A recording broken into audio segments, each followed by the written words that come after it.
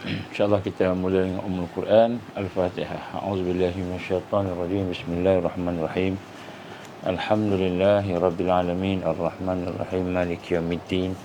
Iyyaka na'budu wa iyyaka nasta'in. Ihdinas siratal mustaqim. Siratal ladzina an'amta 'alaihim ghairil maghdubi 'alaihim waladdallin. Amin. A'udzubillahi as-sami'il 'alim minasyaitanir rajim. Bismillahirrahmanirrahim.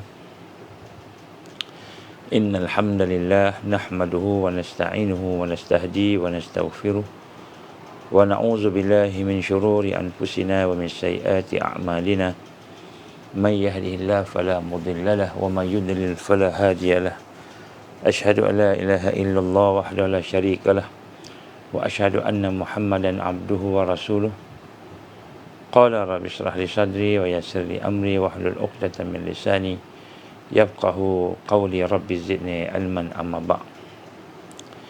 Assalamualaikum warahmatullahi wabarakatuh. Alhamdulillah, pertama-tama kita bersyukur kepada Allah Subhanahu Wa Taala kerana dengan keizinan Allah kita diberikan peluang, kesempatan untuk sama-sama kita bertemu pada pagi ini. Saya minta maaf lambat daripada kebiasaan. Ada beberapa urusan yang terpaksa diselesaikan. Alhamdulillah kita sama-sama ingin menyambung perkara yang telah kita bincang semalam. InsyaAllah kita mulakan dengan syahadah insyaAllah.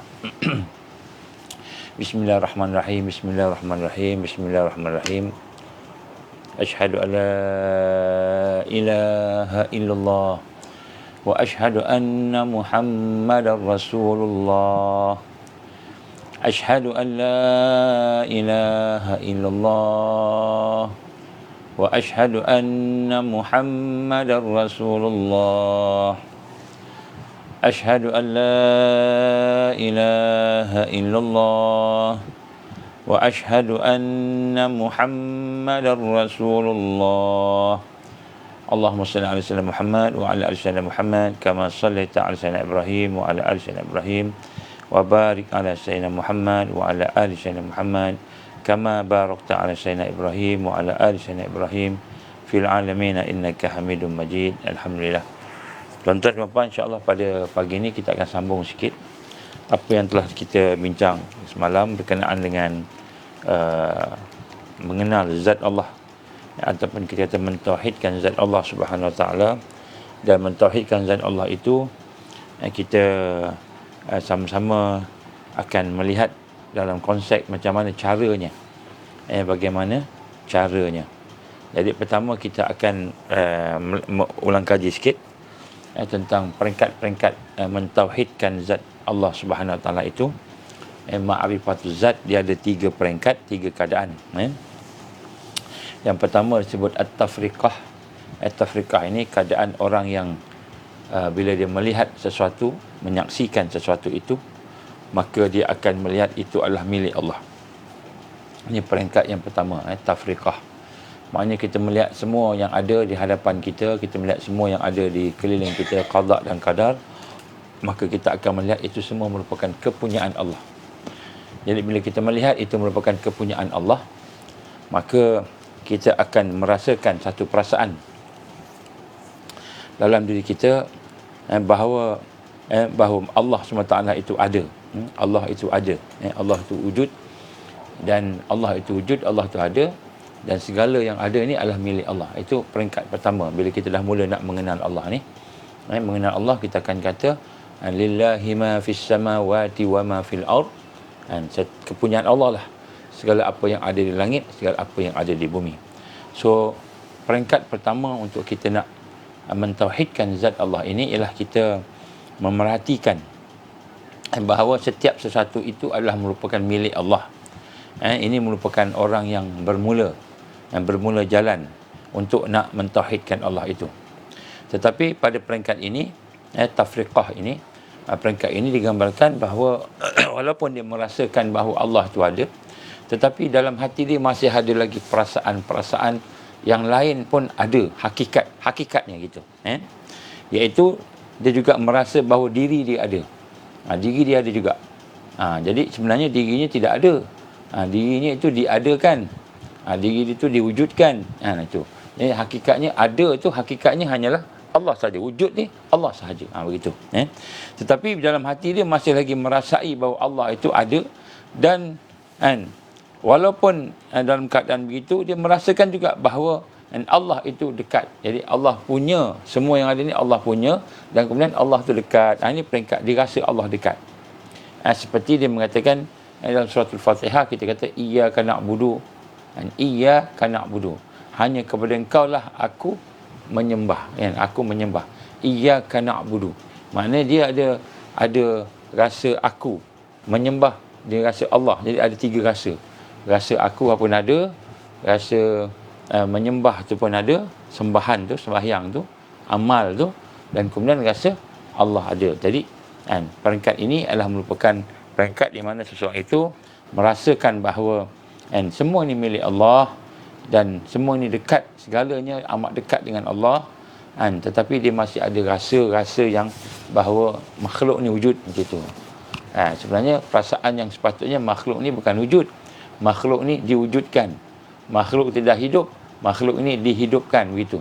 Hakikat al-haya, kehidupan, hidup. Makhluk ini dihidupkan, itu perasaan dia.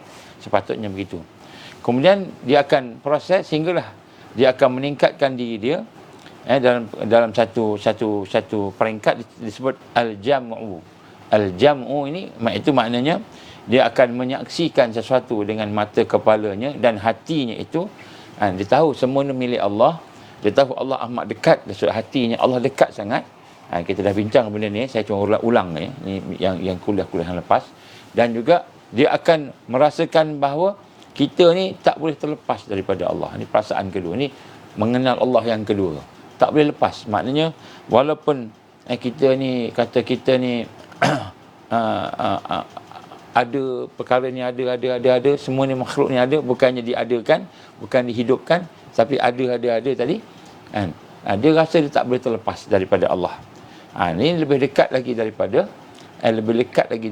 yang pertama tadi. Yang pertama tadi dia rasa kepunyaan Allah, kemudian Allah dekat. Yang ini bukan saja Allah dekat, tapi tak boleh terlepas. Apa natijah daripada ini?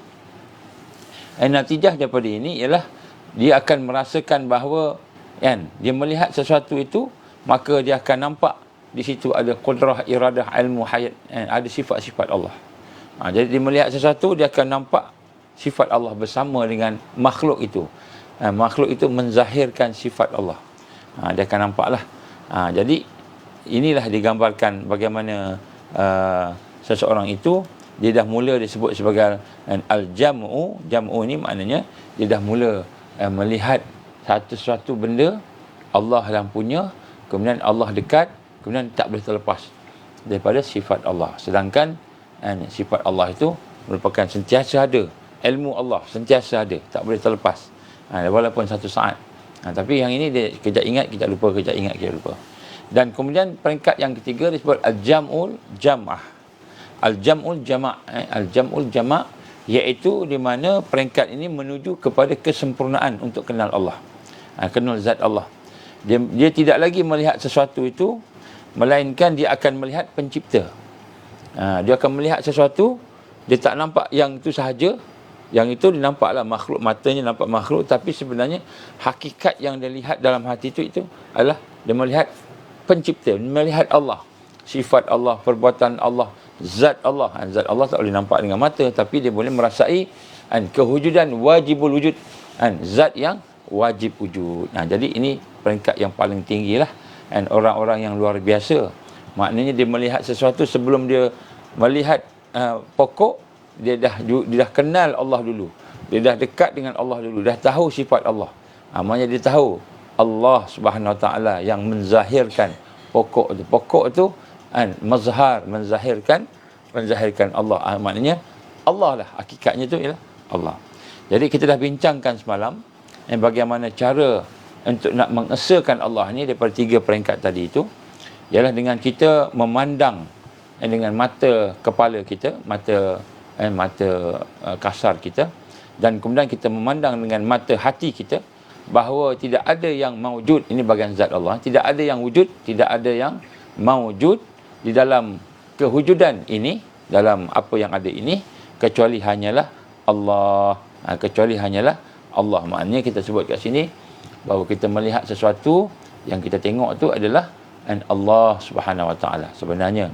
Tapi kita tak nampaklah zat Allah secara mata kata mata kita tak nampak, tapi mata kita nampak makhluk, telinga kita mendengar yang makhluk, tetapi yang kita dengar, yang kita nampak, yang kita kesan, yang kita rasa, dan semua itu adalah merupakan yang maujud, yang wujud, yang ada sebenarnya ialah hanyalah Allah. Hanyalah Allah. Jadi kita melihat ni makhluk Allah yang menzahirkan zat Allah. Jadi bila kita melihat akan perkara tersebut, maka kita akan sampailah kepada satu peringkat, maka seseorang itu disebut fana. Fana ni maknanya apa? Hamba itu tak ada. Dia menjadi ma'dum. Maknanya hamba itu ditiadakan. Dalam hati ni, hakikat dalam hati ni tidak ada. Ini maknanya kita nak mentauhidkan segala zat yang ada. Sebenarnya hakikat segala yang ada itu hanyalah Allah. Ini perasaan kita, rasa macam itu. Ini masa iman kita. Iman kita. Kita ni apa? Kita ni ma'dum. Ma'dum ni apa? Ma'dum ni maknanya kita ni boleh ada, boleh tak ada juga. Dan kita dikelilingi oleh tiada. Dua ketiadaan. Sebelum ni tak ada, selepas ni pun tak ada, sekarang yang ada. Jadi sebenarnya kita bukan wujud. Kita bukan ada. Kita hanya diadakan. Jadi kita nak rasa macam kita ni diadakan. Makhluk diadakan. Makhluk dihidupkan. Kita nak rasa tu. Kalau makhluk tu boleh melihat, diberikan penglihatan. Dan hakikatnya Allah Subhanahu Wa Taala. Yang melihat tu Allah. Kita ni diberikan penglihatan. Jadi dia tak rasa dah diri dia. Maknanya seolah-olahnya kita nampak ni dari sudut hakikat tadi dia tak ada. Sebenarnya bukan seolah-olah. Sebenarnya dia tak ada. Hakikatnya dia tidak ada. Tidak ada zat yang wujud melainkan wujudullah, melainkan wujudnya Allah. Ini maknanya bila kita memproses hati kita, membersihkan hati kita ke arah situ, maka kita akan merasa bahawa makhluk itu adalah maklum. Makhluk itu ditiadakan. Ditiadakan. Maksud di sini bahawa wujud makhluk itu wujud berdiri dengan wujudnya Allah. Makhluk itu wujud dengan wujudnya Allah. Wujudnya Allah. Dia tidak berdiri dengan sendiri. Jadi makhluk ni tak boleh berdiri sendiri. Kita ni hidup sebab Allah hidupkan. Kita ni hidup sebab Allah hidupkan. Ini dalam rangka nak mentauhidkan zat Allah. Maknanya dalam hati kita ni, yang kita lakukan, yang kita buat itu, semua itu adalah merupakan hakikatnya Allah sahajalah yang wujud. Makhluk ini ada kerana diwujudkan oleh Allah, diadakan oleh Allah. Maka kewujudan makhluk sebenarnya, hakikat kewujudan makhluk, bismillah. Hakikat kewujudan makhluk itu sebenarnya ialah merupakan secara imajinatif. Sebenarnya imajinasi saja. Hakikatnya macam itu. Hati kita rasa. Iman kita rasa. Iman kita rasa. Jadi dia bukan kita rasa kita lah macam itu. Kita tak ada dah kita lah. Yang bersifat waham, sesuatu yang sebenarnya tidak ada. Kita kena faham yang ini. Macam mana saya sebut semalam, sebenarnya hakikatnya wujudnya Allah itulah wujud yang sebenar. Wujud Allah ni wujud yang hakiki, yang sebenar. Yang lain ni hakikatnya tak ada. Bukannya dia tak ada depan kita. Dia nampak, kita nampak depan kita. Makhluk ni Allah jadikan. Allah adakan. Dia bukan ada. Dia bukan ada je, dia adakan. Ini kita nak kena, kenapa kita menghalusi perkara ni? Kerana kita nak nak merasai sungguh-sungguh akan mentauhidkan Allah tadi. Mentauhidkan Allah, barulah kita boleh faham, aku ni diadakan dalam rangka untuk aku ni beribadah kepada Allah. Aku bukan aku ada, aku diadakan. Bukan aku hidup, aku dihidupkan. Hidup, Allah yang hidup. Kan? Ada, Allah yang ada. Kan? Maknanya kita ni diadakan. Ini kefahaman yang bila kita mula proses dalam diri kita, maka akan timbullah sifat kehambaan. Baru kita jadi hamba Allah. Kalau tidak, kita sembahyang, tapi kita rasa kita yang ada kuasa. Kita sombonglah, kita yang ada kuasa. Maka jadilah sembahyang kita tu riak. Kita rasa kita punya. Tak rasa tawaduk. Contoh tadi, ini dia punya aplikasi dia lah. Maka kerana itu, maka kita hendak memandang dan merasakan bahawa tidak ada wujud dalam alam ini kecuali wujudnya Allah. Kecuali wujudnya Allah. Jadi kita tengok semua ni semua ni hanyalah merupakan manifestasi, merupakan penzahiran kewujudan Allah. Kewujudan Allah, kewujudan zat Tuhan yang bernama Allah. Zat Tuhan yang bernama Allah. Yang bernama Ar-Rahman, macam itu. Yang bernama Ar-Rahim, macam itu. Jadi maknanya Allah ni adalah lafzul dalalah, satu lafaz, nama khas yang diberikan kepada zat yang menjadikan semua sekali ni, yang mencipta semua sekali. Jadi bila kita tengok ni, sebenarnya yang kita nampak ni adalah mazhar, menzahirkan sesuatu yang menunjukkan zat Allah yang ada. Jadi kita ni ada tak? Kita tak ada. Kita diadakan. Kita hidup tak? Kita tidak hidup. Kita dihidupkan. Macam itu. Kita dihidupkan. Bila kita dihidupkan, maka pada masa itulah kita mula rasa diri kita ni hamba. Baru kita boleh mentauhidkan Allah. Baru kita boleh mengesakan zat Allah. Macam itu. Itu proses dia. Jadi untuk itu, maka kita harus mematikan diri. Ini para ulama' kata, macam mana nak proses kita nak dapat macam itu? Hendaklah kita mematikan diri. Tetapi mematikan diri bukan kita bunuh diri. Bukan bunuh diri. Jadi kita nak sambung pada hari ini, apa maksud mati tadi. Jadi sebenarnya dalam Quran banyak ayat-ayatnya. Saya tak sempat kalau saya nak baca semua. Tapi saya nak gambar kat sini. Kita tengoklah berapa yang kita boleh faham. Yang pertama sekali, mati ni ada 3. Semalam saya sebut 2. Sebenarnya hakikatnya 2. Yang pertama mati hissi. Mati hissi ni ialah mati yang kita nampak terpisah roh dan jasad. Mati yang kita nampak lah, roh dan jasad terpisah.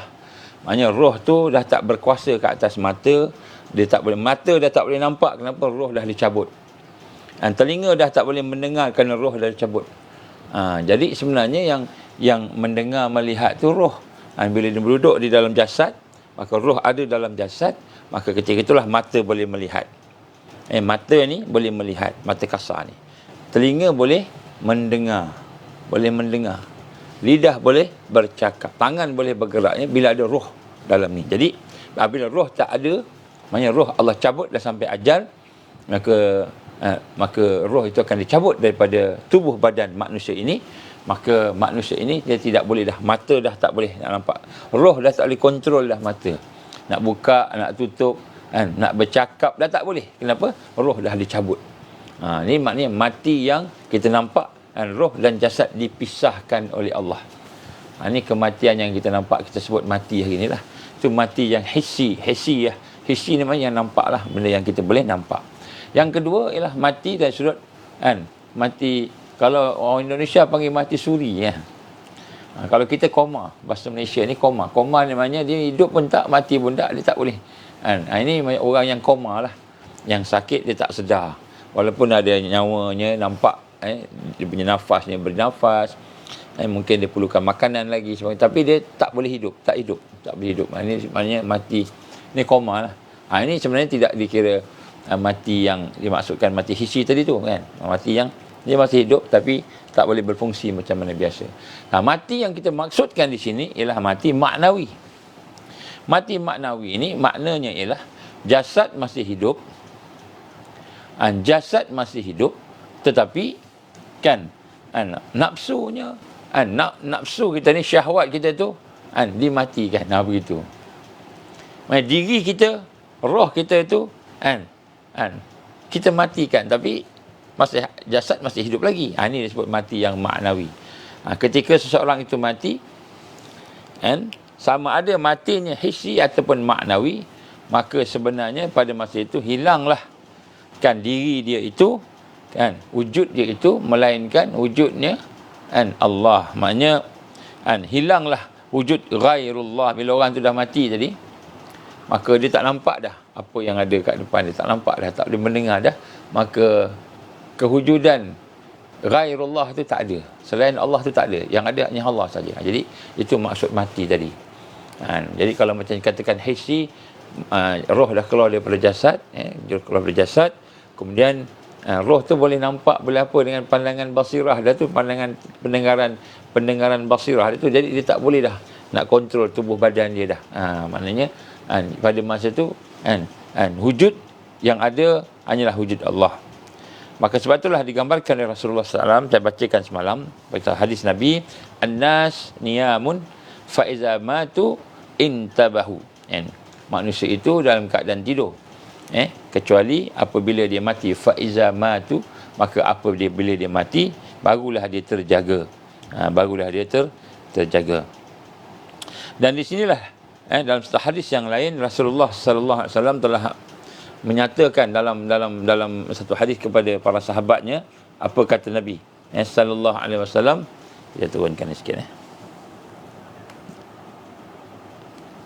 Apa kata Rasulullah sallallahu alaihi wasallam? Mutu qabla an tamutu wa man arada an yanzura ila mayitin yamshi ala wajhil ard falyanzur ila Abi Bakr. Atau kama Rasulullah sallallahu alaihi wasallam.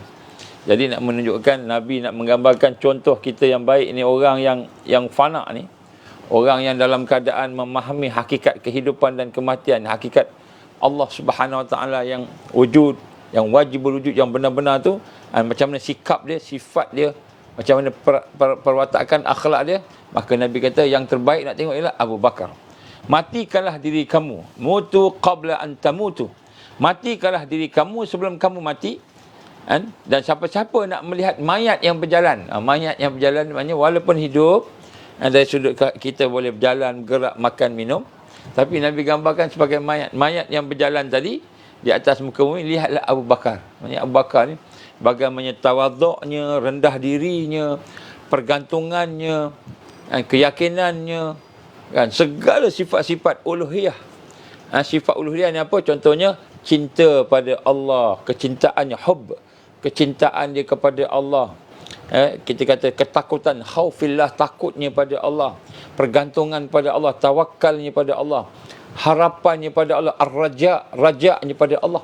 Jadi segala sifat-sifat yang ada dalam hati uluhiyah, yang dikatakan uluhiyah tadi, membina kekuatan kehidupan tadi dengan tauhid uluhiyah tadi, la ilaha illallah tadi. Contoh yang terbaik kata Nabi, tengok Abu Bakar. Bila dia makan, bila dia minum, bila dia berdoa, bila dia berakhlak, maka dia akhlaknya itu sebagaimana mayat yang bergerak, seolah-olahnya dia ni sebenarnya dah mati dah. Tapi bukanlah zombie. Yang kita ni bayang macam zombie pula, bukan zombie kan. Zombie ni imajinasi orang putih, orang Hollywood dan sebagainya. Kita ada zombie kampung pisang, orang Malaysia mula-mula berimajinasi. Tapi bukan maksud zombie tu kan. Tapi nak sebut kat sini ialah bagaimana hakikat perhambaan, kehambaan. Dia merasakan diri ni sebenarnya tidak ada, yang ada hanyalah Allah, sehingga dia lepaskan segalanya. Cuba bila tiba peperangan Tabuk kan, bila Abu Bakar dia menjelmakan sifat kehambaan dia, pergantungan dia sepenuh pada Allah tadi.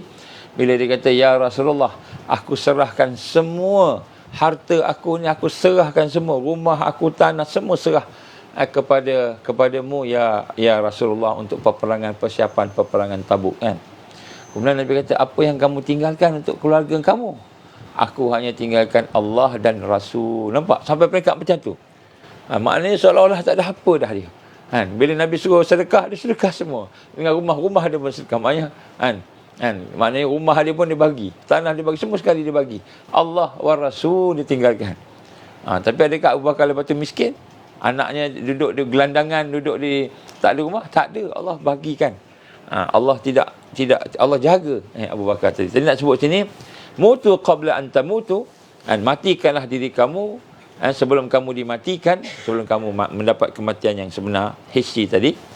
Kalau kamu nak melihat mayat yang hidup, orang yang benar-benar menjadi mayat, yang menjadi, kita kata, yang benar-benar memperhambakan dirinya sepenuhnya kepada Allah Ta'ala, maka tengoklah Abu Bakar. Falyanzur ila Abu Bakar, ila Abi Bakar, iaitu kamu tengoklah kepada Abu Bakar, atau kamu Rasul. Jadi untuk kita melihat bagaimana Rasulullah SAW menggambarkan kepada kita tentang satu keperluan untuk kita melatih diri kita untuk benar-benar supaya kita merasakan bahawa kita ni tak ada apa-apa, kita ni kosong. Hamba ni asalnya kosong, rasa hati. Habis saya ada rumah, saya ada tanah, saya ada apa, itu semua tu Allah bagi. Jadi bila Allah bagi tu amanah. Amanah kita kena laksanakan. Bukan maknanya matikan kita buang semua benda dalam hidup kita. Bukan macam tu. Maknanya apa sahaja yang Allah bagi ni amanah. Kita tengok baju ni bukan saya punya, Allah bagi. Nak rasa macam itu, ni perasaan kita. Baju ni Allah bagi, kopiah ni Allah bagi, kan? Hidup ni Allah bagi. Jadi kita pun mula merasa kita ni hamba Allah.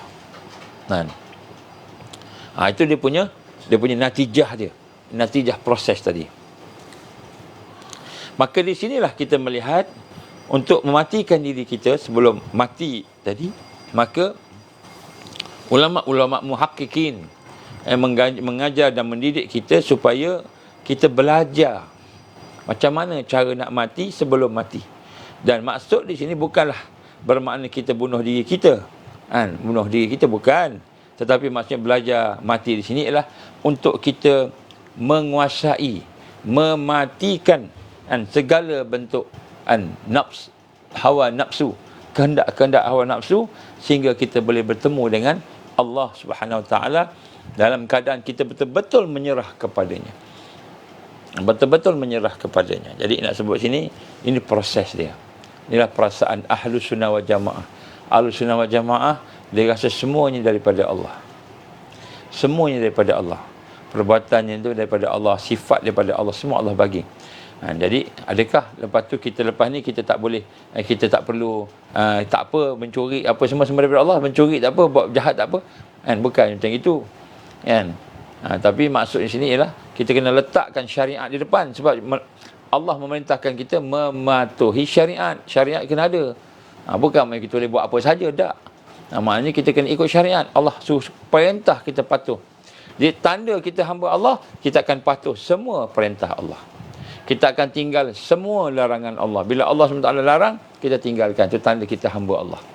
Kalau kita tidak hamba Allah, maka kita akan buatlah apa yang kita nak buat berdasarkan Tuhan-Tuhan yang lain tadi. Nafsu kita, masyarakat, bos kita, orang atas-atas tadi, suruh kita, perintah kita, kita buat. Kenapa? Kita rasa kita hamba dia. Kita rasa kita hamba nafsu kita, hamba diri kita. Jadi ini proses. Jadi insya-Allah. Jadi manusia ni ada dua unsur, iaitu yang pertama sekali jasmani dan rohani, jiwa. Dan sebab itulah jasmani ini selalunya dipasangkan dengan nafsu.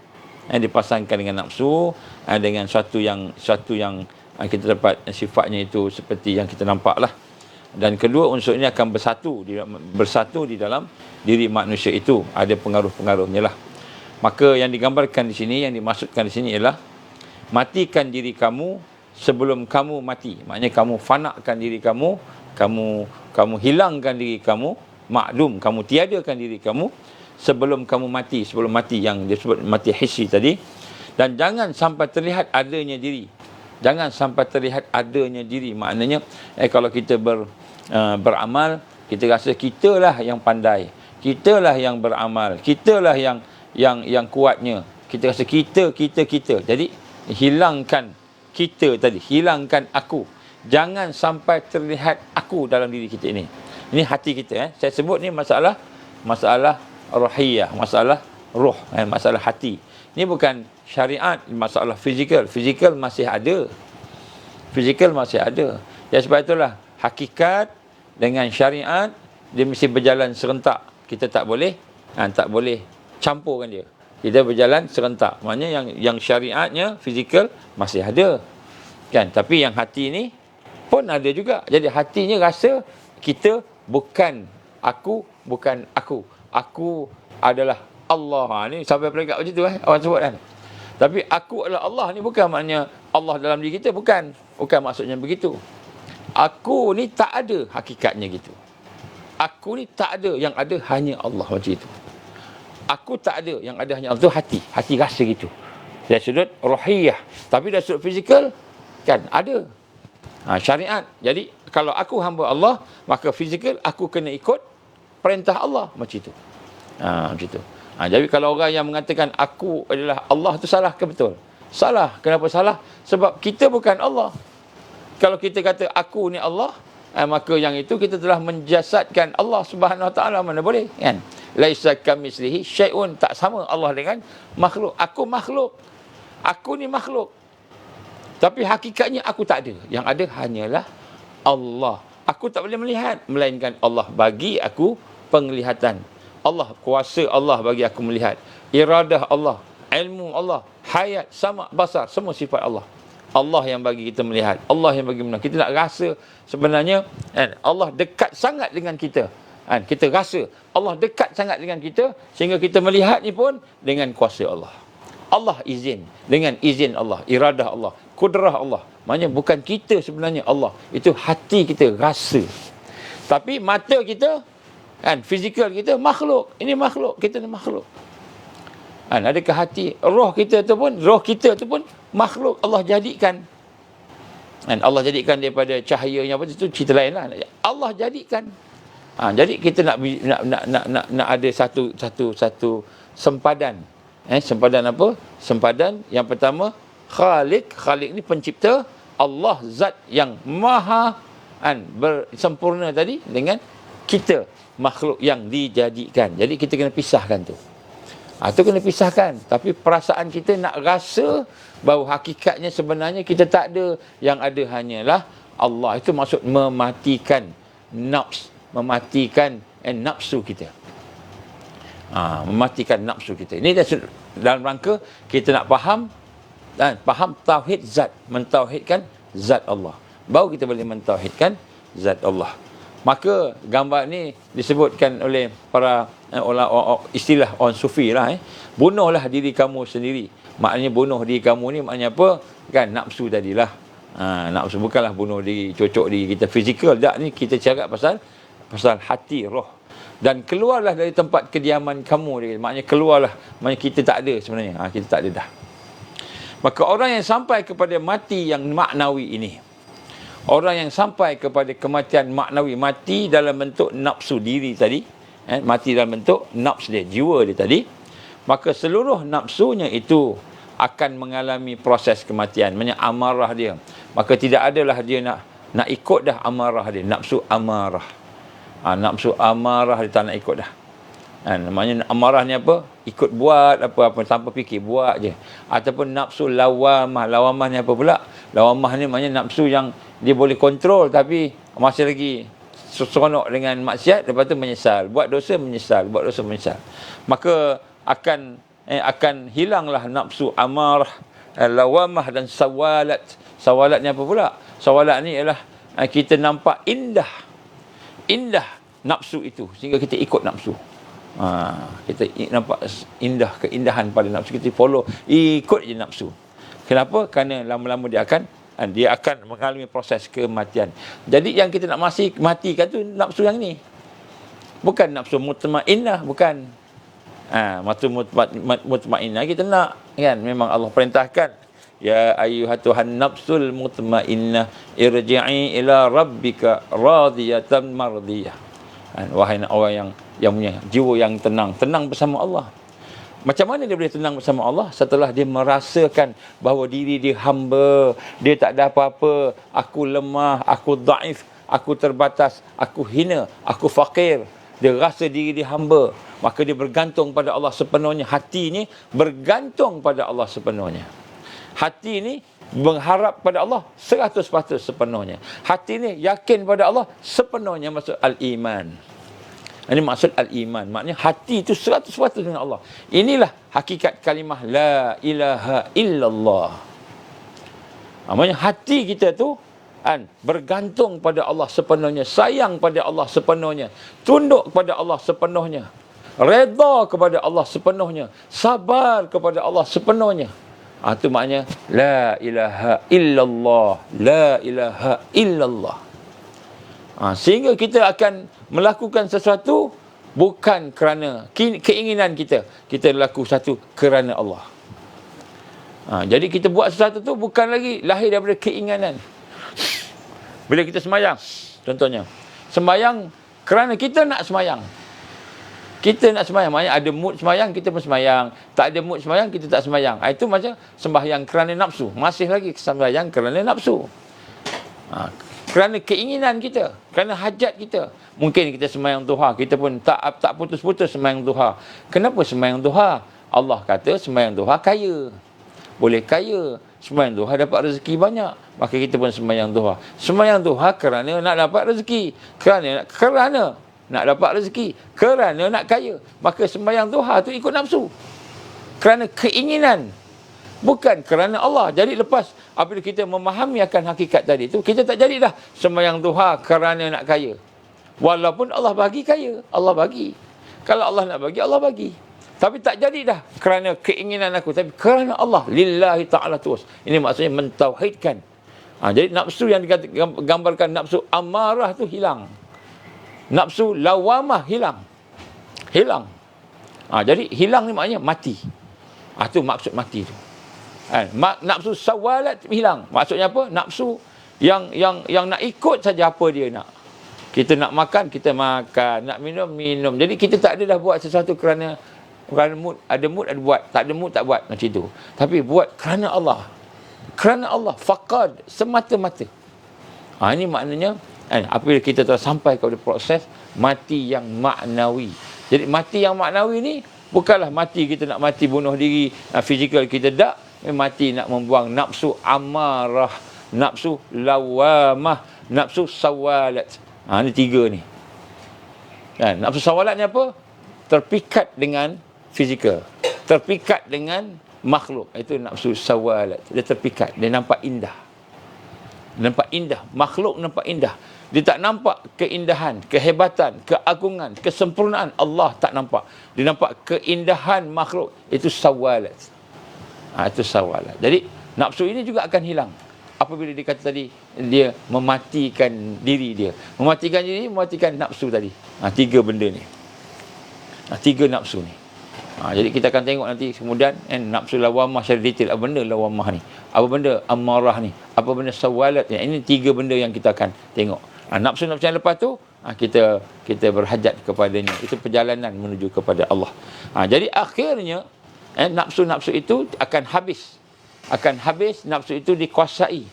Sehingga maka apabila telah sampai kepada peringkat kita telah berjaya mematikan nafsu-nafsu tadi itu, istilahnya matilah, misalnya dibuang, ditiadakan tadi, maka pada pandangan kita, pada keyakinan kita bahawa segala yang wujud itu hanyalah Allah, yang segala yang wujud ghairullah, selain daripada Allah itu adalah fana, binasa. Dan kenapa yang ada ni semua binasa? Ni dalam hati kita, kita punya perasaan kita. Kerana yang ada hanyalah wujudullah, yang wujud hanyalah Allah. Yang wujud hanyalah Allah. Yang lain tu diadakan. Kita kena latih dah sekarang. Kamu hidup ke kamu mati? Saya ni hidup, dihidupkan. Bukan saya hidup, saya dihidupkan. Saya diberi rezeki. Kita ni hati kita nak rasa macam tu. Hati kita nak rasa macam itu. Jadi apabila kita rasa bahawa kita diberikan rezeki oleh Allah, kita dihidupkan oleh Allah, kita diberikan pinjaman oleh Allah, maka masa itu barulah kita akan menjadi hamba Allah yang mentauhidkan Allah dalam segala aspek, segala kehidupan. Akhirnya apa lagi? Akhirnya apa jadi? Akhirnya adalah sekali. Maka akhirnya kita akan menjadi hamba Allah yang mentauhidkan Allah. Dan Allah SWT berfirman di dalam Al-Quran, kullu man 'alaiha fan fa in yabqa 'alaiha fan wa yabqa wajhu rabbika zul jalali wal ikram. Ini surah Ar-Rahman yang kita mungkin dah hafal surah Ar-Rahman. Kullu man 'alaiha fan. Setiap sesuatu itu, semua yang ada di atas muka bumi ini, 'alaiha fan, akan binasa. Semuanya akan binasa. Fa in wa yabqa wajhu rabbika dzul jalali wal ikram, dan yang tetap kekal itu hanyalah zat Tuhanmu yang mempunyai kebesaran dan kemuliaan. Jadi ini kita lihat bagaimana Allah menyatakan tentang bahawa segala sesuatu itu adalah merupakan benda yang akan binasa. Maka hati itu kita nak rasa dalam hati kita, yang lain binasa, yang lain habis, hanya yang ada Allah saja. Tapi fizikal ada lagi, belum mati lagi. Kita nampak lagi manusia, nampak lagi rumah, nampak lagi pokok, nampak lagi orang. Yang nampak tu adalah makhluk yang akan mati. Hakikatnya tak ada. Kenapa ada? Diadakan. Kenapa hidup? Dihidupkan oleh Allah. Kenapa dia ada perkara itu? Diberikan oleh Allah. Rezeki. Contohnya. Allah bagi rezeki. Allah izin. Allah izin. Allah bagi rezeki. Allah yang berkuasa. Allah yang memuliakan. Jadi sebab maka lahirlah la ilaha illallah. La ilaha illallah. Lahirlah la ilaha illallah. Jadi la ilaha illallah ini peranannya yang paling kuat sekali di mana? Di hati. Dalam hati kita. Dia mendidik hati kita. Sebab tu afdhallu zikr fa'lam annahu la ilaha illallah. Zikir dan ingatan yang paling baik sekali, afdal, yang paling afdal, terbaik sekali ialah la ilaha illallah. Kenapa? La ilaha illallah menafikan kewujudan manusia. Hati ni, hati menafikan kewujudan kekuatan, kewujudan yang ada selain illallah, melainkan Allah. Itu ke hati. Tapi fizikal ada lagi, syariat ada lagi. Kita nak kena fahamnya tu. Saya ulang 2-3 kali sebab saya faham, dia tak faham. Susah nak faham ni sebab kita banyak fikir logik. Fikir logik kita tak nampak hati, kita nampak fizikal aja. Kita nampak fizikal. Jadi macam mana kita nak mempelajari? Sebab tu ulama-ulama dia menggariskan 20 sifat yang wajib diketahui. Pada Allah wajib, 20 sifat yang dikatakan haram pada Allah, mustahil pada Allah, dan 20 sifat yang dikatakan sebagai satu sifat yang dikatakan harus, kan. Tu ada lagi sifat-sifat yang lain ada lagi, cuma ini 20 sifat ni yang digambarkan sebagai yang asasi, kan. Baik. Jadi Nabi pun menggambarkan kepada kita dalam hadisnya, ala kullu syai' ma khalallah batil. Maka ingatlah, setiap sesuatu yang selain daripada Allah itu batil. Maknanya Allah sahajalah yang al-haq. Al-haq. Yang lain tu sebenarnya dia boleh tak ada. Allah sahaja yang ada. Sebab tu hati kita nak kena rasa yang wujud tu hanyalah zat Allah. Hati kita yakin yang wujud tu zat Allah. Yang ada sifat tu sifat Allah. Yang ada perbuatan tu perbuatan Allah. Makhluk ada sebab Allah adakan. Sebab Allah adakan. Bismillah. Sekejap no. Nak kena minum air masak, tak boleh minum air. Bismillahirrahmanirrahim.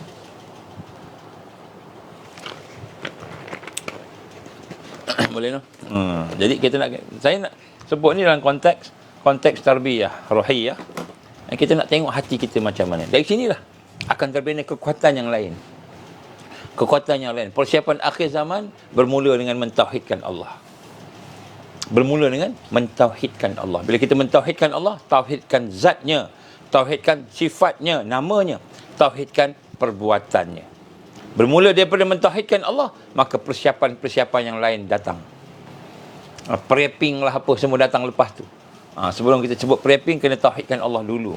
Kalau tidak, prepping pun tak guna. Binasa, kata Rasulullah sallallahu alaihi wasallam.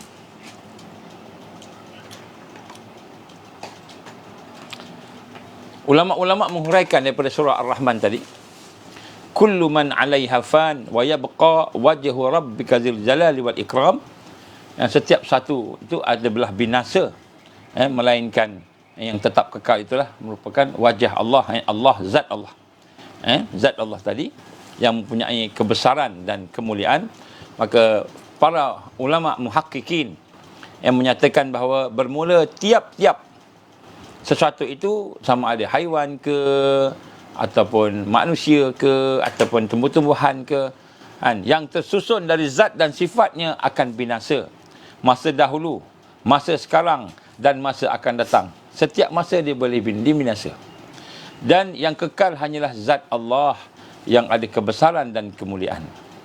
Jadi dalam ayat yang lain Allah gambarkan pula, surah Qasas ayat 88, kullu syai' halik. Kullu syai', setiap sesuatu itu binasa, halik, illa wajhah, kecuali zat Allah, kecuali Allah. Di sini kita lihat bahawa para tafsir, ulama yang mentafsirkan ini, bahawa tiap-tiap sesuatu pasti binasa, baik pada masa lalu, pada masa sekarang, pada masa akan datang, kecuali zat Allah. Jadi inilah yang digambarkan oleh Rasulullah sallallahu alaihi wasallam, kana Allah wa lam yakun syai' ma'ah. Yang ada itu hanyalah Allah dan tidak ada sesuatu bersamanya. Jadi Allah ni dia ada dan tidak ada sesuatu bersama Allah, tak ada. Ini maksud mentauhidkan Allah. Ini Rasulullah SAW mendefinisikan tadi. Maknanya yang ada hanya Allah, tidak ada sesuatu pun bersama dengannya. Melainkan dia sahaja. Itulah tauhid zat Allah. Mentauhidkan zat Allah. Maknanya kita nak faham sini bahawa tak ada sesuatu. Maka sebab tu ulama kata kita kena latih. Macam latih, kita mematikan diri kita. Mematikan nafs kita, jiwa kita, nafsu kita tadi. Bukan diri kita fizikal, nafsu kita. Sehingga tidak ada langsung kita rasa perkara-perkara yang ada ni merupakan makhluk. Makhluk hakikatnya tak ada. Makhluk hakikatnya tidak ada. Yang ada hanyalah Allah. Ini mentauhidkan zat Allah. Jadi bila mana hakikatnya ada Allah, maka bila kita bergerak, bila kita beramal, bila kita berjalan, bila kita beribadah, bila kita berakhlak, bila kita berjuang, maka segala pergantungannya pada Allah. Segala kekuatan pada Allah. Segala kemampuan pada Allah. Maka hati kita akan menyerah pada Allah 100%. Habis kalau macam itu tak payah buat apa-apa. Itu Jabariyah. Itu bukan Ahlus Sunnah wal Jamaah. Ahlus Sunnah wal Jamaah kata apa? Segala sesuatu itu daripada Allah. Segala sesuatu itu ada merupakan kuasa Allah. Segala sesuatu. Habis kita, Allah perintah kita beramal. Allah perintah kita beramal. Allah perintah kita berusaha. Maka kita yang jadi hamba Allah ni, kena ikutlah perintah Allah. Allah syariatnya, Allah suruh kita berusaha, beramal. Kita kena buat. Tetapi kita buat tu tidak memberi bekas. Kena faham. Bila kita minum air. Contoh, minum air kan. Kita, Allah perintah tak minum, makan. Perintah. Kulu washrabu kan. Makan dan minum. Allah perintah, kulu, makanlah. Washrabu, minumlah. Wala tusyrifu, tapi jangan berlebih-lebihan. Nampak? Itu perintah Allah. Jadi kita, Allah perintah makan. Allah pernah minum. Allah perintah, kulu washrabu. Makan, minum. Wala tusyrifu, tapi jangan berlebih-lebihan. Maknanya, ahli sunnah banyak orang faham bahawa kita kena beramal. Sebab beramal tu Allah perintah. Allah perintah kita sembahyang, kita sembahyanglah. Allah perintah kita berjihad, kita berjihadlah. Allah perintah kita berdoa, kita berdoalah. Tapi segala perintah yang ada tu bukan sebab kita yang kuat, kita yang hebat, kita yang boleh beramal, tapi kerana kita nak mengikut, menjunjung perintah Allah. Menjunjung perintah Allah. Jadi kita doakan, Bismillahirrahmanirrahim, Alhamdulillahirabbil alamin, wassalatu wassalamu ala asyrafil anbiya wal mursalin. Kita doa, ya Allah, ampunikanlah dosa aku. Ya Allah, bantulah aku nak ambil exam. Contoh. Allah tahu tak kita nak ambil exam? Allah Maha mengetahui. Habis kena berdoa. Sebab doa ni nak menzahirkan perintah Allah, junjung perintah Allah. Allah perintah kita berdoa, berusaha. Kenapa berdoa berusaha? Kerana kita hamba Allah. Jadi kita bukan yakin sahaja Allah yang Maha wujud tadi, contohnya. Tetapi kita juga menzahirkan perhambaan kita pada Allah. Jadi doa ni dalam rangka nak ikut perintah Allah. Allah perintah kita berdoa. Kemudian doa ni kenapa? Nak menzahirkan kita ni hamba Allah. Jadi kalau Allah bagi, alhamdulillah. Kalau Allah tak bagi, alhamdulillah. Allah bagi, alhamdulillah. Allah tak bagi, tak kabulkan pun, alhamdulillah. Sebab matlamat doa bukan nak dapat apa yang kita nak. Matlamat doa sebab nak menjunjung perintah Allah. Allah perintah kita berusaha. Allah berikhtiar. Allah perintah kita berdoa. Kemudian kita berdoa dalam rangka nak menzahirkan. Apa yang kita nak zahirkan? Kita nak zahirkan tadi, ubudiyah, ibadah. Ubudiyah, pengabdian kepada Allah. Lillahi wahdah. Aku berdoa kerana Allah. Bukan aku berdoa kerana nak dapat apa yang aku nak. Memanglah kita nak. Tapi nak bagi itu, Allah bagi, Allah tak bagi itu, Allah punya kuasa, Allah punya kehendak. Kita redha, kita sabar. Sebab tu ada doa dapat, ada doa tak dapat kan.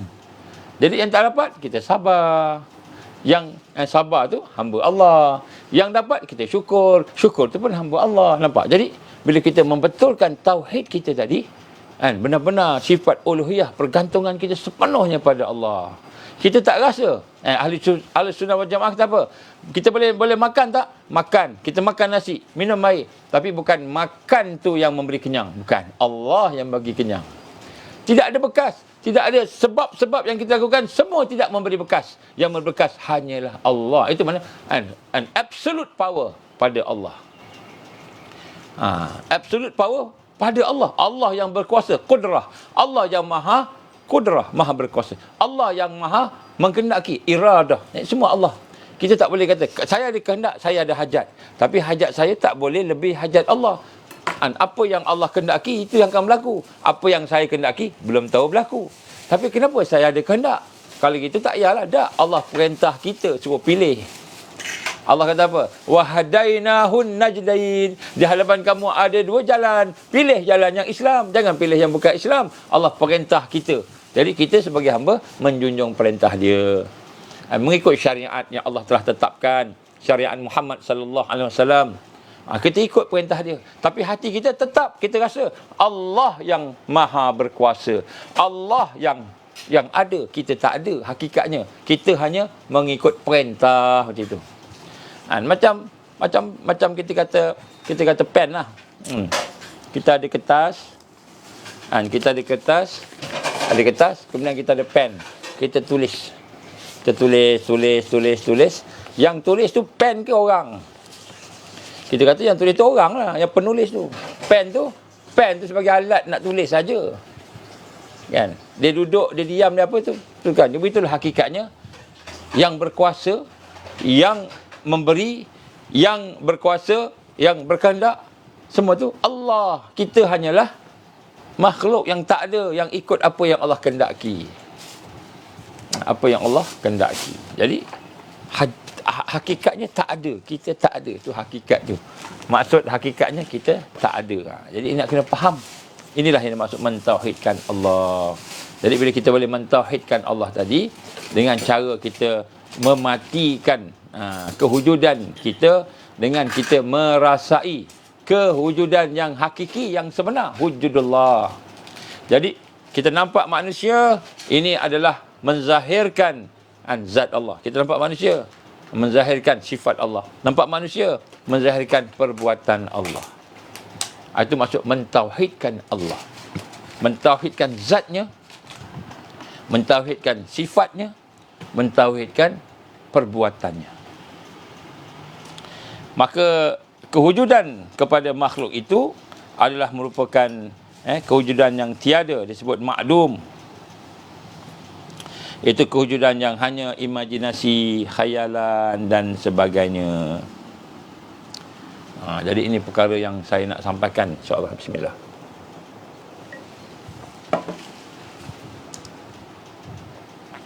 Untuk kita faham.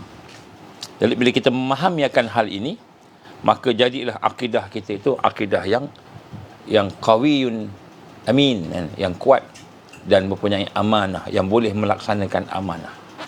Amanah apa? Baru kita faham. Allah gambarkan, wama khalaqtul jinna wal insa illa liya'budun. Tidak aku jadikan, kata Allah dalam Quran, jin dan manusia melainkan supaya beribadah kepada aku. Melainkan supaya beribadah kepada aku. Maknanya baru kita faham, ibadah ni maknanya saya ni hidup ni sebab Allah perintahkan saya nak buat ibadah tadi, buat amal, buat perhambaan. Bukan saya hidup sebab saya nak capai apa yang saya nak, nafsu nak. Kalau saya hidup nak capai apa yang nafsu nak, maka saya jadikan nafsu tu sebagai Tuhan. Kan? Nafsu nak apa? Itulah yang kita nak. Sampai peringkat kita akan meninggalkan nafsu amarah kita, lawamah kita, tinggalkan semua. Kenapa? Nak ikut perintah Allah. Habis kita dapat tak kebaikan-kebaikan? Allah ni maha baik. Allah akan bagi kebaikan kepada hamba-Nya yang baik, yang ikut perintah dia, yang ubudiyah. Tak payah risau waktu. Yang kita risau, kita tidak mentauhidkan Allah. Bila kita tidak mentauhidkan Allah, itulah kita risau. Kita beribadah, rupanya ibadah kita tu, dia ibadah yang syirik. Tidak mentauhidkan Allah. Betul, muwahhidin, orang yang mentauhidkan Allah. Sebab tu antara zikir-zikir Selain daripada la ilaha illallah, peringkat awal ketika zaman Nabi dulu, yang diajarkan kepada sahabat-sahabat ialah ahadun, ahadun, ahadun, ahadun, ahad, ahad, ahad. Mengesakan Allah. Sahabat-sahabat diperintahkan Nabi banyakkan zikir ahadun, ahadun, sampai masuk ke perang Badar pun ahadun, ahadun, ahadun. Ahadun maknanya nak mentauhidkan Allah. So bila kita mentauhidkan Allah itu, maka leburlah nafsu kita. Leburlah nafsu kita. Tak ada dah. Habis. Bila lebur nafsu kita, maka pada ketika itu kita bertindak hanya satu saja, iaitu ubudiyah, untuk beribadah pada Allah. Kenapa aku hidup hari ini? Sebab aku nak ibadah pada Allah. Kenapa aku makan? Kerana aku nak ibadah. Kenapa aku minum? Kerana aku nak ibadah. Kenapa aku pergi berjuang? Aku nak ibadah pada Allah. Satu je, nak ibadah pada Allah. Bila kita telah mentauhidkan Allah, bila kita ibadah pada Allah, maka Allah SWT akan meredai kita. Maka jadilah mata yang kita lihat tadi itu, sebenarnya itu Allah akan pelihara mata kita. Allah melihat dengan mata. Mata yang kita lihat tu, kita melihat dengan mata Allah. Ini maksud dia tadi, dipelihara. Maka Allah jaga kita. Dahlah Allah jadikan kita, Allah pelihara pula kita. Maka kita makin lama makin dekat, makin dekat. Makin menjauhi nafsu yang jahat tadi, makin menjauhi mungkar dan maksiat. Ini orang yang mentauhidkan Allah. Sebab tu orang yang mentauhidkan Allah ni, dia buat apa sahaja hanyalah ibadah. Baru kita faham, wa ma khalaqtul jinna wal insa illa liya'budun. Tidak dijadikan, tidak aku jadikan, kata Allah, jin dan manusia illa liya'budun, melainkan semua ibadah. Maknanya makan ibadah, minum ibadah, bekerja ibadah, solat ibadah, kan, buat apa saja ibadah, berkawan ibadah, berkahwin ibadah, semua ibadah. Beli ibadah, jual ibadah, bekerja di pejabat ibadah. Jadi semua itu hanya untuk ubudiyah, pengabdian kepada Allah. Kenapa? Kerana hanya Allah yang ada. Allah yang ada.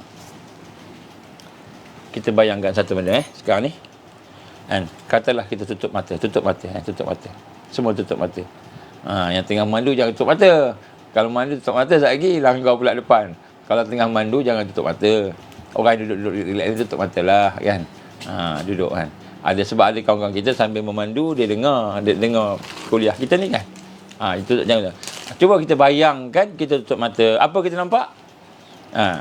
Nampak gelap, kan. Tutup mata tak nampak apa-apa lah, gelap, kan. Kalau kita tutup mata nampak objek apa semua tu, tu dah advance sikit. Tak sempat ajar lagi, dia dah boleh bayangkan tu. Dalam Rabitah ni tak apa. Tutup mata, gelap. Gelap.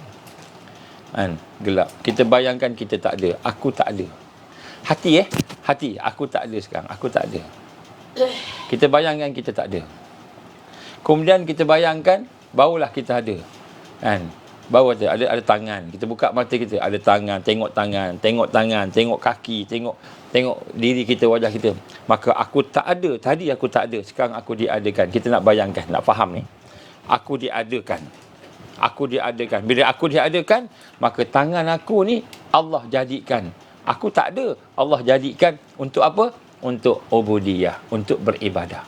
Tangan aku ni untuk ibadah. Ini barulah kita mentauhidkan Allah. Mentauhidkan Allah ni maknanya apa? Segala yang kita lakukan tu hanya semata-mata untuk ubudiyah kepada Allah. Itu maksud mentauhidkan Allah. Dia bukan hanya sekadar tahu je, faham je, zikir je, dah. Semua barulah kita digambarkan mentauhidkan Allah. Ini baru masuk golongan muwahhidin. Orang yang mentauhidkan Allah. Iaitu segala yang dilakukan itu, yang kita tengok, yang kita makan, Allah jadikan tangan, Allah jadikan kepala, Allah jadikan mata, Allah jadikan telinga, Allah jadikan lidah, Allah jadikan hati, Allah jadikan segala yang ada pada kita ni dalam rangka nak ibadah pada dia. Itulah dia. Baru kita faham, rupanya ini tujuan aku dijadikan. Jadi pada masa itu matlamat kita hanya redha Allah saja. Kan? Redha Allah sahaja. Kalau gitu tak payahlah nak cita-cita dunia ni. Kan? Cita-cita dunia ni, perlu tak ada cita-cita dunia? Kan? Jangan ada hajat dunia, jangan. Yang ada apa? Hajat nak gunakan dunia untuk dapat redha Allah. Allah bagi tangan, jangan hajat tangan ni jadi tangan yang besi yang boleh boleh pukul apa-apa nak pukul. Jangan hajat sesuatu pada tangan. Tangan nak guna untuk ubudiah pada Allah. Ada kereta nak guna untuk ubudiah pada Allah. Rumah nak guna untuk ubudiah, untuk beribadah pada Allah. Segala yang ada pada kita, maka kita nak guna untuk ubudiah lillahi wahdah, hanya kepada Allah semata-mata. Maka yang inilah maknanya mentauhidkan Allah. Jadi bila kita tengok hari ini hukum-hukum Islam tidak tertegak, Allah perintah tak dapat dilaksanakan, orang masih lagi jauh daripada iman, orang masih jauh daripada Islam, kita melihat hukum Allah tak tertegak, maka pada ketika itu nak mentauhidkan Allah, kita tegakkan hukum Allah. Allah perintahkan, waqatiluhum hatta Allahumma salli ala Muhammad. Dan berperanglah pada jalan Allah sehinggalah tertegak din Allah, ya. Jadi nak sebut kat sini bahawa bila kita faham hakikat mentauhidkan Allah tadi, yang kita kata dalam hati kita rasa Allah ni lah yang sebenarnya ada, kita diadakan. Allah sebenarnya memberikan rezeki, kita ni diberi rezeki. Jadi kita rasa macam itu, barulah kita, oh rupanya aku ada ni kerana Allah perintah aku jadi hamba dia. Jadi barulah kita doa. Bila kita doa kat dia, kita doa dekat Allah Ta'ala, Allah bagi pun kita alhamdulillah, Allah tak bagi pun kita alhamdulillah, dua-dua redha belaka. Itu peringkat tertinggi lah. Peringkat sebelum tu sabar. Tak bagi tu sabar pun Allah redha juga, kan. Begitu. Jadi baru kita nampak. Jadi sebab tu kena proses, kena faham macam mana nak mentauhidkan Allah ni, sehingga pada masa itu datang musuh Allah, datang halangan, datang kesusahan, datang bencana, datang masalah, apa sahaja yang menakutkan kita, yang mengancam kita, apa sahaja yang menyusahkan kita, yang menyakitkan kita, yang menjadikan kita menderita, maka kita nampak semua itu pun daripada Allah. Maka pada ketika itu, macam apa penyelesaiannya? Penyelesaian minta ke Allah. Ya Allah, aku susah, ya Allah. Ya Allah, aku payah, ya Allah. Aku dipaksa, ya Allah. Kita minta ke Allah. Sebab Allah yang bagi. Tak ada dah takut dengan makhluk, tak ada. Hati tak takut. Hati dah tak takut dah dengan makhluk. Hati dah rasa tak ada apa. Nampak hari ni tuan-tuan dan puan, minta maaf noh, saya nak sebut kat sini lah. Bila kita lah, kita perhatikan, kita pergi jumpa ramai manusia, melihat dalam surat khabar, melihat dalam media, jumpa kan manusia hari ini banyak memperhambakan diri kepada makhluk. Banyak, ramai, majoriti. Walaupun dia ustazah, rupanya hati dia memperhambakan diri pada makhluk. Kenapa? Sebab dia melihat makhluk ni bos. Kan, nombor satu, always right, bos. Always right, bos. Apa nak cakap? Apa nak buat? Apa bos cakap, kita buat, kita cakap. Apa bos cakap, kita ikut. Jadi itu kita bos always right. Walaupun dia ni ada agama. Kan? Assalamualaikum, Ustaz. Doktor, nak tanya macam mana pandangan tentang ni, Kenapa ni orang dah tanya ni? Fatwa tentang vaksin ni macam mana ni? Kan, kenapa? Itulah kita ni nak kena buat vaksin ni, nak kena ada sebagainya. Macam mana fatwa ni? Kita nak tahulah. Kita dah beli dah vaksin. Banyak juta dah ni. Dah bilion dah beli ni. Kan? Ada orang kata haram lah. Macam mana? Ustaz kata macam mana?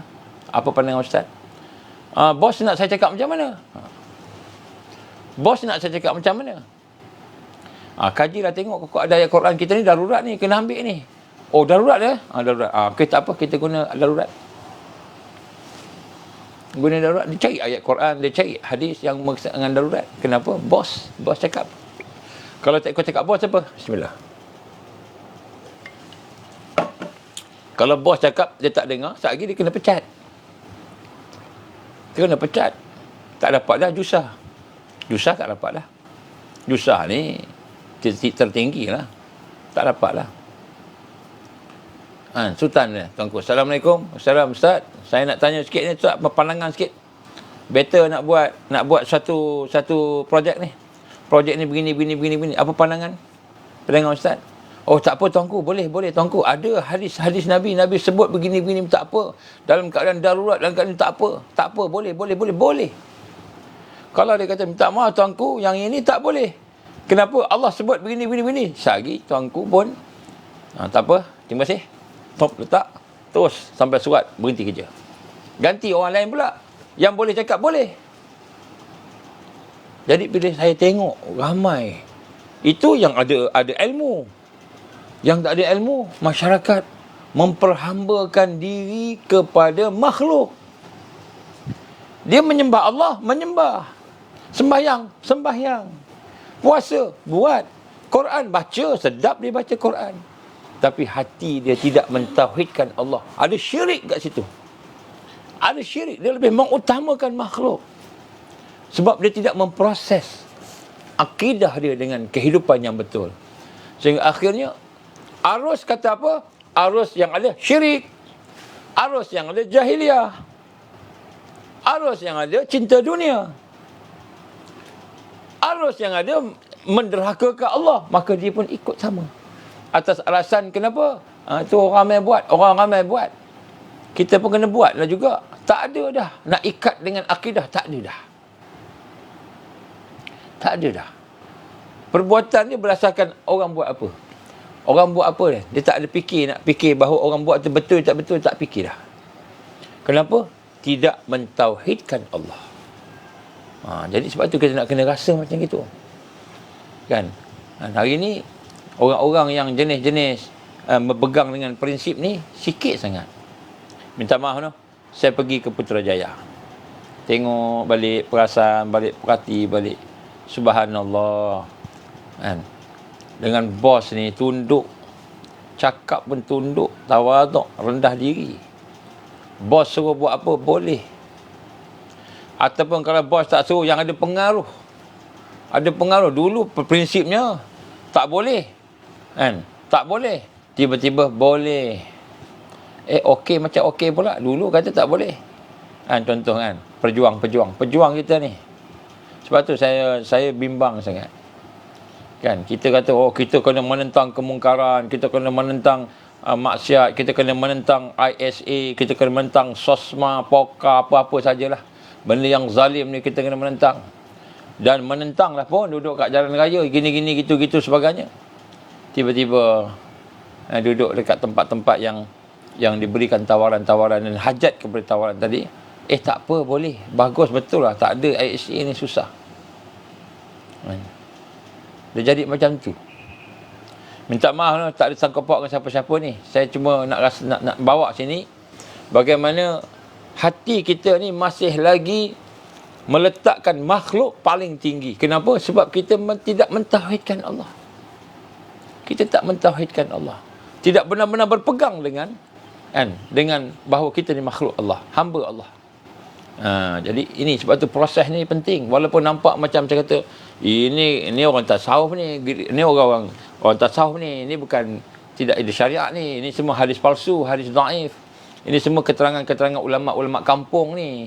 Ini ulama-ulama yang tidak ada kita kata sijil PhD ke apa, tak ada. Ni bukan ulama ni, bukan. Ni ulama-ulama kampung. Saya minta maaf, Abu Bakar As-Siddiq radhiyallahu anhu tu orang kampung. Bilal bin Rabah bukan saja kampung, hamba. Tapi mereka antara orang yang dijamin syurga.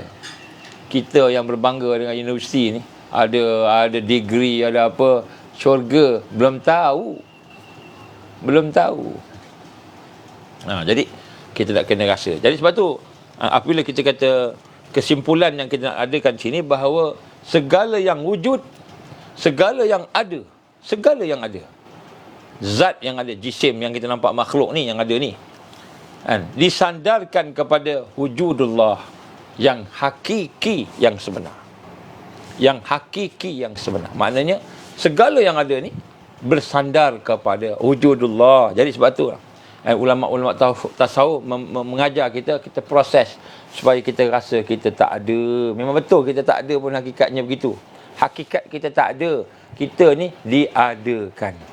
Kita tak hidup, kita dihidupkan. Macam itu. Kita tak makan, hakikatnya kita diberi makan oleh Allah. Allah bagi rezeki kat kita.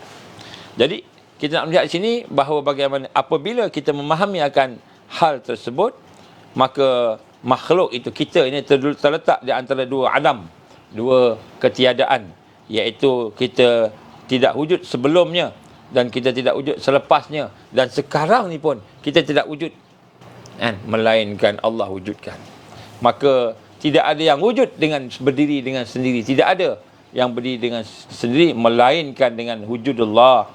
Jadi wujudnya alam ini, adanya alam ini, alam semesta ini berdiri, wujudnya dia dengan wujudullah, dengan zat Allah yang wujud tadi, zat Allah yang maha sempurna sifat-sifatnya.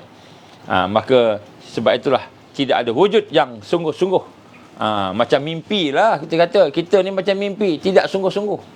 Kita mimpi hebat macam mana pun, tersedar je hilang semua, habis. Maka sebenarnya kita ni tidak ada yang sungguh-sungguh wujud, makhluk ni, yang wujud, yang ada hanyalah Allah. Maka kita ni bersandar, bergantung, berharap kepada Allah Subhanahu Wa Taala. Jadi sebab itulah bila kita faham yang ini, maka kita kena rasa, kita faham, kita kena rasa akan kita ada kerana kita diadakan, dihidupkan, dan kita ada, kita dihidupkan supaya kita berubudiah kepada Allah Subhanahu Wa Taala.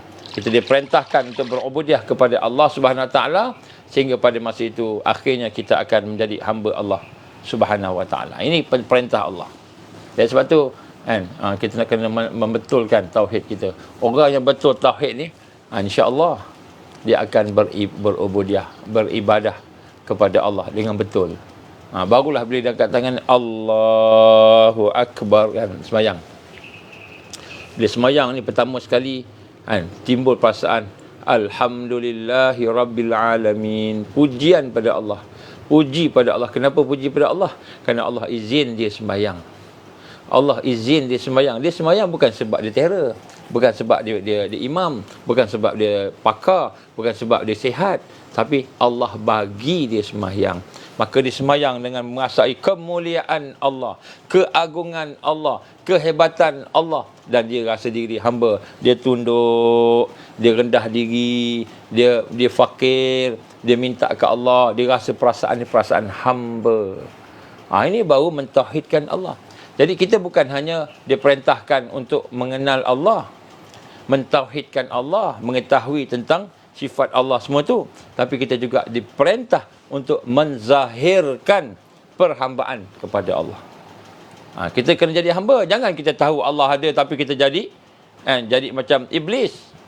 Aku lebih baik daripada dia, aku daripada api, dia daripada tanah. Dia kata macam itu kan. Adam daripada tanah, aku daripada api.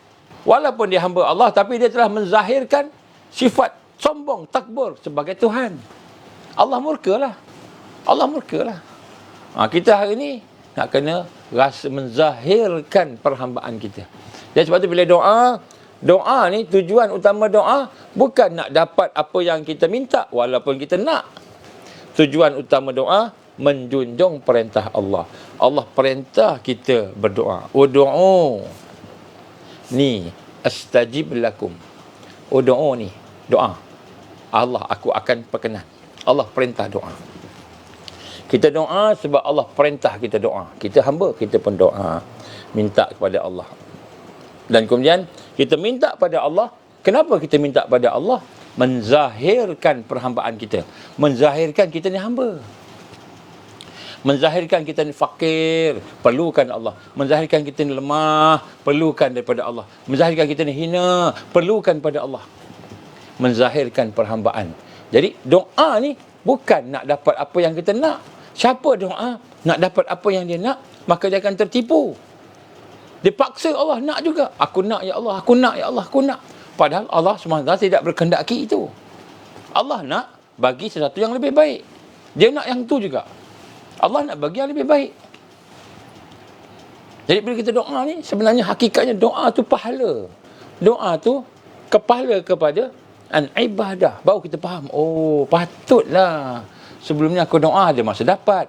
Ada masa tak dapat. Rupanya doa ni adalah ibadah. Doa ni ibadah.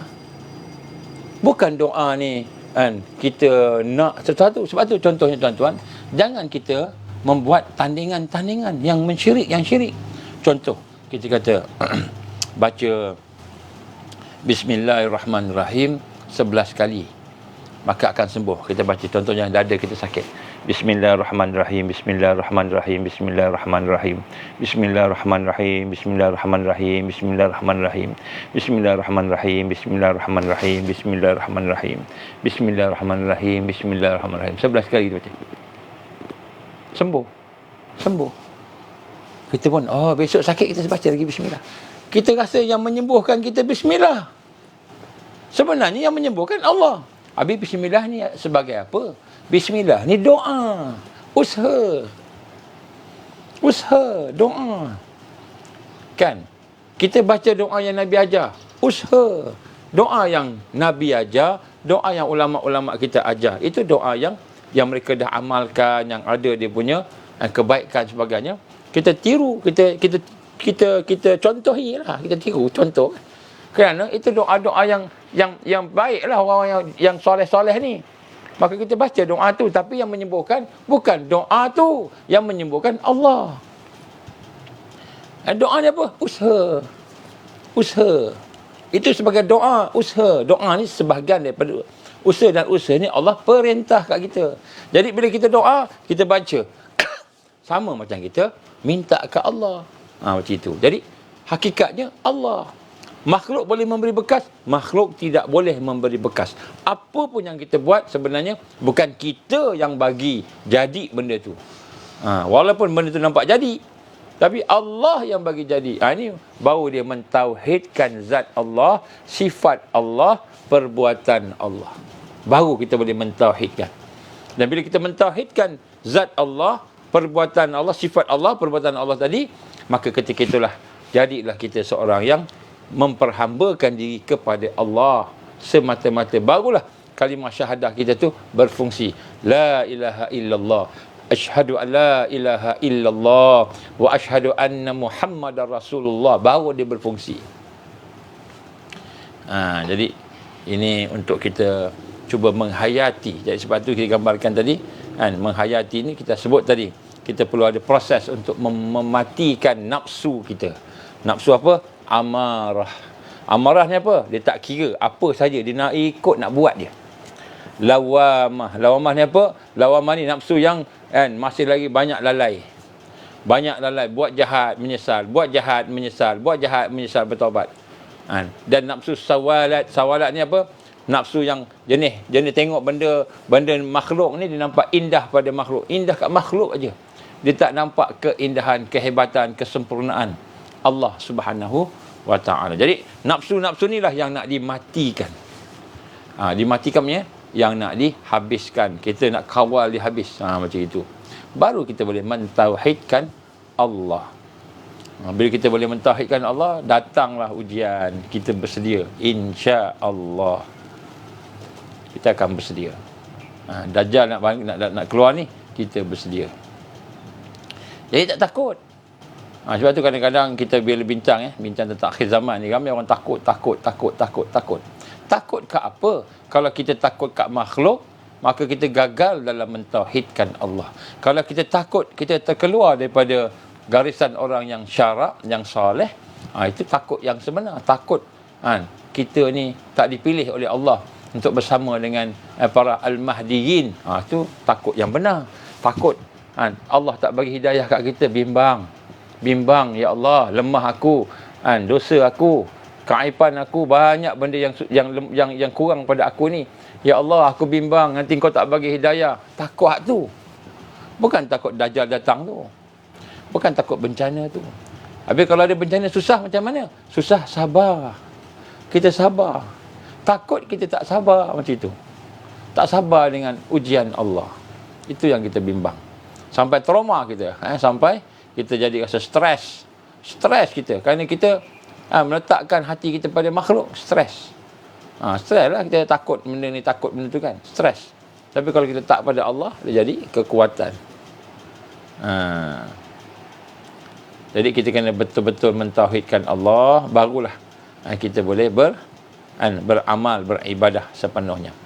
Kalau tidak, macam mana kata Rabi'atul Adawiyah, apa kata dia?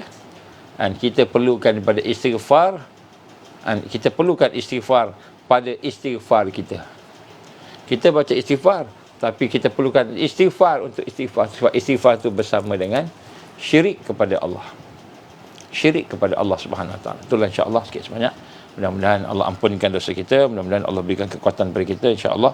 Ya Allah, bantulah kami ya Allah. Ya Allah, bantulah kami ya Allah, mudahkanlah urusan kami. Ya Allah, berilah kekuatan kepada kami untuk istiqamah.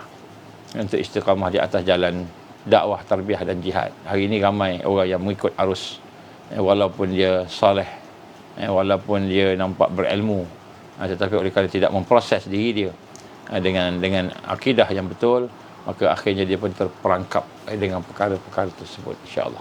Aku liqali hadza astaghfirullahalazim li wa lakum. A'udzubillahi minasyaitonir rajim. Bismillahirrahmanirrahim. Alhamdulillahirabbil alamin hamdan syakirin hamdan hamidin.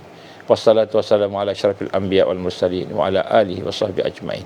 Allahumma innaka ta'lam anna hadhihi al-qulub qad istama'at ala muhabbatik wal taqat ala ta'atik wa tawahadat ala da'watik wa ta'ahadat ala nusrati syari'atik wa tikallahumma rabitataha wa adimuttaha wa hadiha subulaha wa amla'aha bi nurika alladhi la yakhbu wa syrah suduraha bi faidil iman bik wa jammil tawakkuli alaik wa ahyiha bi ma'rifatik wa amitha ala syati fi sabri. Ya Allah, innaka ni'mal maula wa ni'man nasir. Ya Allah, ampunikanlah dosa-dosa kami ya Allah, jauhkanlah kami daripada segala syirik. Allahumma inna na'udzubika min an nusyrika bika syai'an na'lamu wa nastaghfiruka lima la na'lam. Ya Allah, bantulah kami untuk istiqamah dengan ikhlas, istiqamah dengan amalan-amalan salih, sehinggalah kami mendapat husnul khatimah ya Allah. Allahumma khtim alaina ya Allah bi husnil khatimah wa la takhtim alaina ya Allah bi su'il khatimah. Ya Allah, ya mujib sa'ilin, ya Allah, ya hayyu ya qayyum, ya dzal jalali wal ikram.